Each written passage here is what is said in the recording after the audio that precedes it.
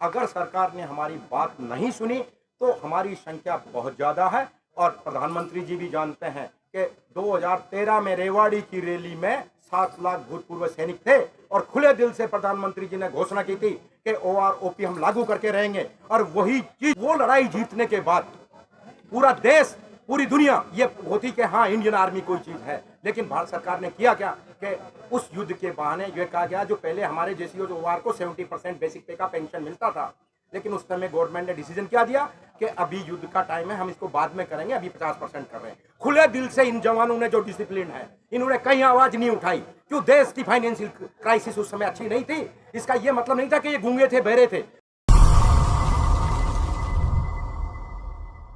Hardship and risk allowance है, जो जो जो जवान ऑफिसर सब जो ऐसे एरिया में, हाई एल्टीट्यूड में या जो दुर्गम स्थानों पे पोस्टिंग होते हैं, उन स्थानों पे एक निश्चित अलाउंस जो है पे के अलावा फिक्स किया जाता है। वो रैंक वाइज नहीं होना चाहिए।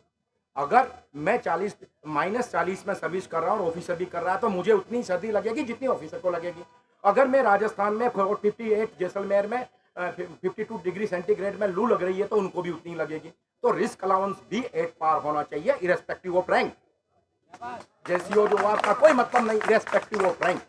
ऑफिसर्स की तनख्वाह अलग होती है, they are commissioned officer, government ने उनके लिए उनकी तनख्वाहें अलग फिक्स की गई है, उससे हमें कोई आपत्ति नहीं है। उनकी जो बाकी सुविधाएं दी गई है उनसे भी हमें कोई आपत्ति नहीं है। हमें सिर्फ आपत्ति है कि भारत सरकार ने ओआरओपी 2 में हमारे साथ जो किया है वो गलत किया है और ये हमारा संवैधानिक हक है। इसलिए हम आपके माध्यम से भारत सरकार को ये बताना चाहते हैं, माननीय प्रधानमंत्री जी को, राष्ट्रपति जी को, रक्षा मंत्री जी को, कि जो है भारत में जेसीओ जोआर की जो संख्या है इन आर्मर्ड फोर्सेज में वो 97% है। ऑफिसर्स की संख्या जो है वो ओनली 3% है।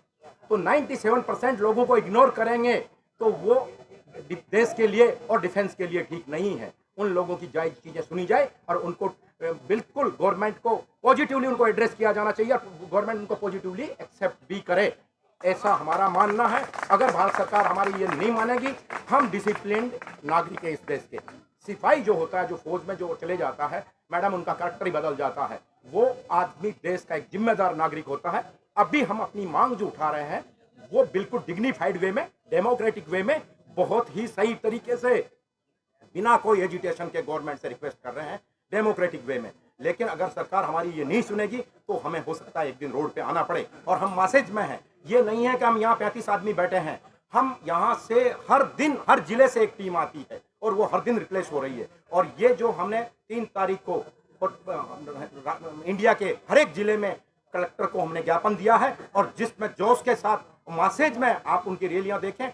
मोदी मीडिया ने उसको पब्लिश नहीं किया है, लेकिन अगर जहां कहीं देखा है तो ग्राउंड पे पूछा जाए कि हमने कितना जो है किया। अब हमने डिसाइड किया है, अगर गवर्नमेंट हमारी बात नहीं सुन रही है, 30 अप्रैल को हम हर एक एमपी को 11 बजे ज्ञापन देंगे, जितने भी राज्यसभा और लोकसभा पे के एमपी हैं। उसके बाद भी अगर सरकार हमारी बात को नहीं सुनती है तो फिर हमारी यूनाइटेड फ्रंट कमेटी जो डिसीजन लेगी उसके मुताबिक हम ये काम करेंगे। और ये हमारे संवैधानिक हक है। सरकार हमारे साथ कोई मर्जी नहीं कर रही है, ये हमारे हक हैं। मैं कह रहा हूँ 3% ऑफिसर्स को आप इतना कुछ दे रहे हो, होने में तो बहुत भी कुछ है। जो हमारे जो गैलेंट्री अवार्ड के मेडल हैं मैडम, 3% जो संख्या वाले हैं उनको 99% गैलेंट्री अवार्ड दिया जाता है और जो 97% है जो ऑन ग्राउंड लड़ते हैं उनको जो है 3% या 2% गैलेंट्री अवार्ड मिलता है। वहां भी हमारे साथ एक बहुत बड़ी डिस्पैरिटी है जिसको कि भारत सरकार एड्रेस करे।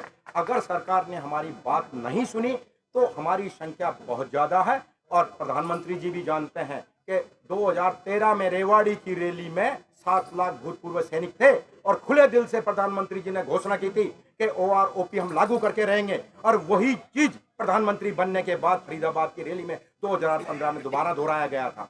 हम ये कह रहे हैं कि प्रधानमंत्री जी ने ये लागू कर दी, लेकिन खोलकर तो देखिए जो पीछे दिए गए थे वो किनके अकाउंट में गए। अभी 23,000 करोड़ अलॉट किए गए हैं। उन 97% जो जेसीओ जो ओआर के खाते में कितने पैसे गए, गवर्नमेंट व्हाइट पेपर लाए उस पर, और 3% लोगों के खाते में कितने पैसे गए हुए हैं। मतलब डिसेबिलिटी पेंशन में आप देख लीजिए ना 8.15 का। एक हमारी रेमेडी, हमारी जो ग्रीवेंसेज ये है कि जब हमारा 7th पे कमीशन का पे फिक्स किया गया था जेसीओ जोआर के लिए, तो हमारा जो फैक्टर था वो 2.57 से मल्टीप्लाई किया गया। जेसीओ जोर के ओआर के लिए, और ऑफिसर्स के लिए 2.81 से फिक्स किया गया था, जो टोटली गलत है। गलत इन द सेंस उनको 2.8 दीजिए आप, लेकिन हमारा भी 2.81 होना चाहिए था। हमारे साथ सरकार ने इतना बड़ा धोखा किया था। 1971 का वार जो सबको पता है कि हमने पाकिस्तान के 2 टुकड़े कर दिए और भारतीय सेना ने वो लड़ाई जीती और 1 लाख जो है पाकिस्तानी सैनिकों को बंदी बनाया, जो गौरवान्वित युद्ध था, जिसका पूरी दुनिया में ऐसा युद्ध नहीं हुआ था जिसमें अब तक इसने कोई भी सेना जो सैनिक जो है बंदी नहीं बनाए गए थे। वो लड़ाई जीतने के बाद पूरा देश, पूरी दुनिया ये होती कि हाँ इंडियन आर्मी कोई चीज है, लेकिन भारत सरकार ने किया क्या कि उस युद्ध के बहाने ये कहा गया, जो पहले हमारे जेसीओ जोवार को 70% बेसिक पे का पेंशन मिलता था, लेकिन उस समय गवर्नमेंट ने डिसीजन क्या दिया कि अभी युद्ध का टाइम है, हम इसको बाद में करेंगे, अभी 50% कर रहे हैं। खुले दिल से इन जवानों ने जो डिसिप्लिन है, इन्होंने कहीं आवाज नहीं उठाई। क्यों? देश की फाइनेंशियल क्राइसिस उस समय अच्छी नहीं थी। इसका ये मतलब नहीं था कि ये गूंगे थे, बहरे थे, लेकिन ये जानते थे कि जब प्रधानमंत्री के आह्वान पे जब जो है 1962 का चाइना वार हुआ था, तो देश के जवानों ने और देश के किसानों ने और देश के सभी लोगों ने, औरतों ने अपने गहने, किसानों ने अपने जमीन के सब प्रधानमंत्री को दे दिए थे। तो सैनिकों ने ये सोचा कि देश की जब आर्थिक स्थिति खराब है, देश बचेगा तो हम बचेंगे ना।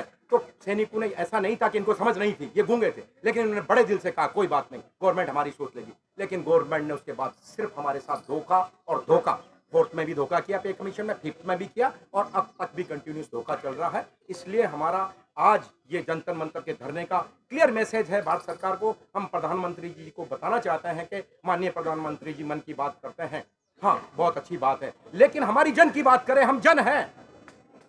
ये democracy for the people, to the people, by the people. तो हम जो है इस देश के नागरिक हैं, ये हमारी जन की बात प्रधानमंत्री जी को सुननी चाहिए, और उसका माध्यम मैडम हम डेमोक्रेटिक वे से चल रहे हैं। हम मीडिया से रिक्वेस्ट करेंगे, मीडिया हमारी चीज़ों, हमारी मांगों को, हमारे प्रदर्शन को मैक्सिमम कवर करे और हमारी बात भारत सरकार तक पहुंचाए। अगर भारत सरकार हमारी बात मान लेती है तो हम बड़े डिसिप्लिन वे में इस चीज़ को करेंगे, मान रहे हैं। लेकिन अगर भारत सरकार हमारी नहीं सुनेगी तो हमें एक दिन बहुत बड़ा आंदोलन करना पड़ेगा, जिसके लिए हम डेडिकेटेड हैं।